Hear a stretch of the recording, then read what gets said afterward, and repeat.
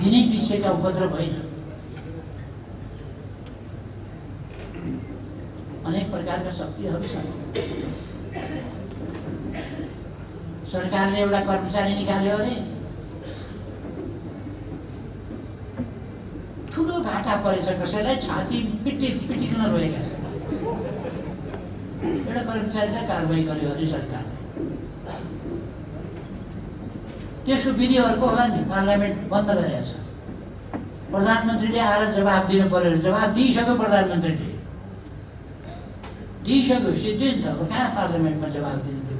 थाहा पाइएन, एउटा हटायो अर्को नियुक्त गर्यो, सिद्धियो।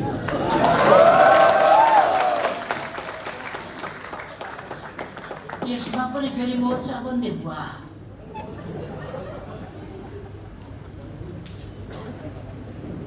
को भन्नुहुन्छ उहाँहरूले? त्यो कर्मचारी के भनेर चलाउनु हुन्छ त्यसै चलिदिने कर्मचारी राख्नुपर्ने,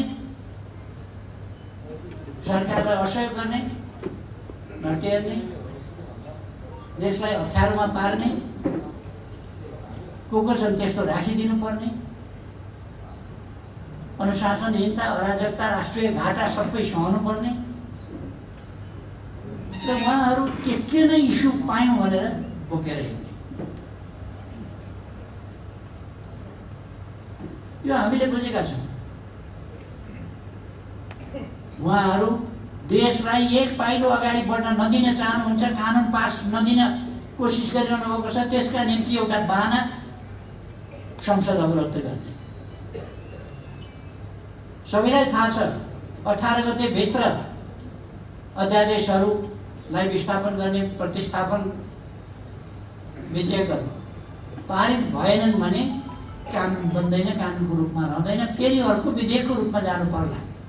त्यो कुरा बुझेर काम हुन नदिनका लागि, विधेयक प्रस्तुत पास हुन नदिनका लागि यो सब खेल भइरहेको छ।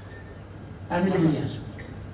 सुकुम्बासी समस्या समाधान हुन नदिनका लागि, किसानका समस्या समाधान हुन नदिनका लागि, अरूका समस्या समाधान नहुन दिनका लागि सबै यो कामहरू उहाँहरू गरिरहनु हामीले बुझेका छौँ। म आग्रह गर्न चाहन्छु प्रतिपक्षलाई, यति सस्तो, यति हल्का, यति उत्ताउलो नहुनुहोस् तपाईँहरू।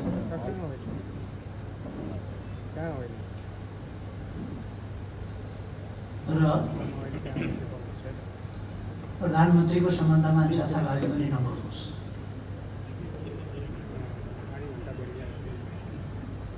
थाहा छ तपाईँहरूको पृष्ठभूमि के गर्न हिँड्नु भएको थियो, कता हिँड्नु भएको थियो, कहाँ आइपुग्नु भएको छ,